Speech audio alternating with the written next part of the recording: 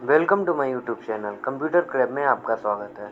आज हम types of computer के बारे में पढ़ेंगे। कंप्यूटर कितने टाइप्स के होते हैं। Let's start. The computer have been classified into 3 categories. These are digital computer, analog computer and hybrid computer. Computer मुख्य रूप से 3 प्रकार के होते हैं। First is digital computer, second is analog computer and third is hybrid computer. अब हम एक एक करके इन कंप्यूटर के विषय में जानेंगे। पहले से स्टार्ट करते हैं। Digital computer. Digital computer works upon continuous data. They convert the data into binary digits 0 and 1, and all the operations are carried out on these digits at extremely fast rate. Digital computer can further be classified in 2 ways: purpose wise, size and performance wise. कह रहा है कि जितने भी types के digital computer होते हैं वो कंटिन्यूस डेटा पर काम करते हैं। कहने का मतलब ये है कि उन्हें कार्य करने के लिए जिन भी इनपुट की ज़रूरत होती है वो उन्हें लगातार मिलनी चाहिए। डिजिटल कंप्यूटर में हम जो भी इनपुट्स देते हैं सबसे पहले वह उसे बाइनरी डिजिट 0 या 1 में बदलता है, क्योंकि कंप्यूटर हमारे द्वारा दिए गए निर्देशों को वह अपनी भाषा नहीं समझ पाता है। वह पहले हमारे द्वारा यूजर्स के द्वारा दिए गए इंस्ट्रक्शन को अपनी लैंग्वेज में कन्वर्ट करता है, उसके बाद वह उस पर वर्क करता है। तो जो उन लोगों का समझने का लैंग्वेज है उसे हम बाइनरी डिजिट में मतलब कंप्यूटर में बाइनरी डिजिट में कन्वर्ट करता है, जिसे हम बाइनरी डिजिट 0 या 1 के रूप में जानते हैं। इसके बाद उसके साथ काम करना आसान हो जाता है। डिजिटल कंप्यूटर को हम 2 तरह से बांट सकते हैं। पहला है उद्देश्य के आधार पे, दूसरा है आकार और कार्य के आधार पर। चलिए आगे बढ़ते हैं। Purpose wise classification. Purpose wise classification digital computer are of 2 types. अब यहाँ पे कह रहा है कि हम कंप्यूटर को अगर उद्देश्य के आधार पे बांटते हैं तो ये भी 2 टाइप के डिजिटल कंप्यूटर मिलेंगे। First is special purpose computer, second is general purpose computer. तो स्पेशल पर्पस कंप्यूटर क्या होता है? Special purpose computer is designed to perform a special task. कह रहा है कि स्पेशल पर्पस कंप्यूटर ऐसे कंप्यूटर होते हैं जिनको किसी विशेष कार्य करने के लिए बनाया गया, मतलब कि कोई खास इम्पॉर्टेंट वर्क करने के लिए बनाया गया हो, उन्हें सिर्फ उसी कार्य को करने के लिए प्रयोग किया जाता है। Second is general purpose computer. General purpose computer are the one that can work on different types of programs input to it and thus be used in countless applications। कह रहा है जनरल पर्पस कंप्यूटर जो है हम उन computer को कहते हैं जो उनके अंदर डाले गए प्रोग्राम के अनुसार कई प्रकार के कार्यों को कर सकता है। मतलब कि स्पेशल पर्पस कंप्यूटर में क्या था, किसी विशेष कार्य को, किसी इंपॉर्टेंट वर्क को किया जा रहा था, जबकि जनरल पर्पस कंप्यूटर में ऐसा नहीं है, यह एक साथ कई कार्यों को कर सकता है। Size and performance wise classification. अब अगर हम आकार और कार्य के आधार पर कंप्यूटर को बांटते हैं तो 4 प्रकार के हमें डिजिटल कंप्यूटर मिलेंगे। First is micro computer. A micro computer is a computer whose CPU is a microprocessor. A microprocessor is a processor whose all components are on a single integrated chip. These are normally single microprocessor, single user system like educational, training, small business applications and playing games, etc. As it is IBM, PCS, AWLE, Apple PC/2। Micro computer वो computer होता है जिसके CPU में micro processor लगा होता है। Micro computer में सामान्यतः एक माइक्रो प्रोसेसर लगा होता है। ये सिंगल यूज़र के लिए होता है, मतलब एक यूज़र ही इसको यूज़ कर सकता है। कहने का मतलब यह है कि इन पर एक बार में कोई एक ही व्यक्ति कार्य कर सकता है और इन कंप्यूटर का प्रयोग सामान्य कार्य को करने के लिए किया जाता है, जैसे कुछ शैक्षणिक कार्य में, छोटे व्यापार में, गाना सुनने के लिए, गेम खेलने के लिए, etcetera. Second is mini computer. What is mini computer? Mini computers are more powerful computers than microcomputers. In terms of processing power and capabilities, mini computers are mainly multi-user system where many users simultaneously work on the system.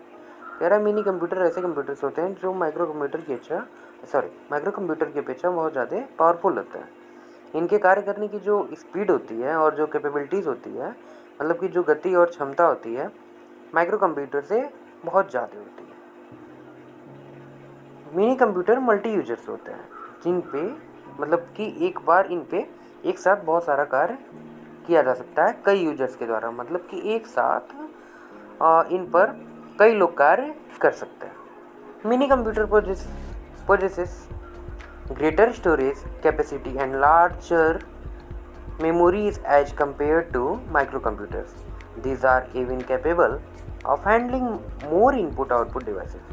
Mini computer की जो data store करने की जो capabilities होती है, क्षमता होती है, वो बहुत ही ज़्यादा होती है और उनमें हम एक साथ कई इनपुट आउटपुट डिवाइसेस में भी यूज कर सकते हैं।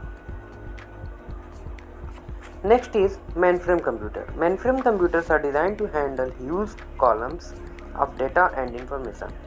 These can support more than hundreds users at same time. These very large and expensive computers have great processing speeds and very large storage capacity and memory as compared to mini computers. These computers even processes and work with more than one processor at the same time, as it is ICL39 CDC 6600M BAX 8842। कह रहा है main frame computer micro computer और mini computer की अपेक्षा ज़्यादा powerful होते हैं, ताकतवर होते हैं।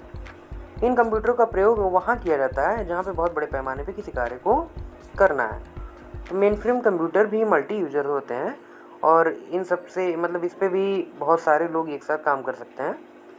ये कंप्यूटर कई प्रोसेसर पर भी कार्य कर सकता है और इनके कार्य करने की जो स्पीड होती है और मेमोरी में डेटा को स्टोर करने की जो कैपेबिलिटी होती है, क्षमता होती है, वह बहुत ही अधिक होती है। Next is super computer. Super computers are the most powerful computers among digital computers. These computers are capable of handling huge amount of calculation that are beyond of instruction per second.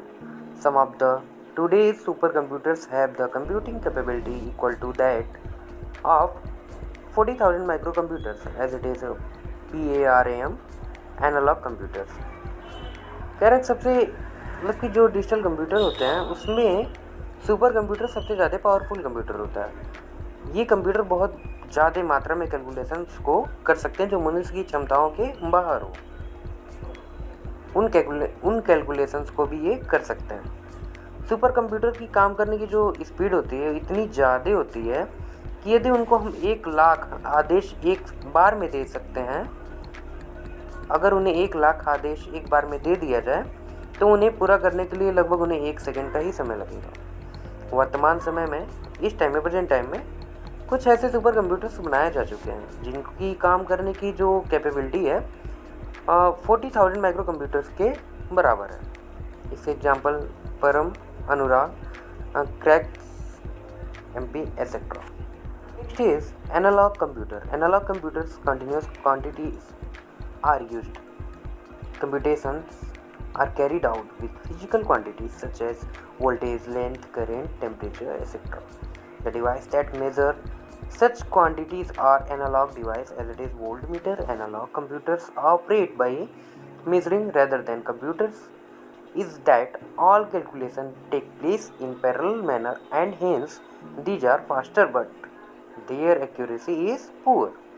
कह रहा कि analogue computer में हमें किसी काम को करने के लिए एक ज़रूरी इनपुट को लगातार हमें देना पड़ता है। हम इनमें उन भौतिक राशियों को नापने का कार्य करते हैं, उन फिजिकल क्वांटिटीज़ को मेजर करने का काम करते हैं, न कि उनकी गणना करने का।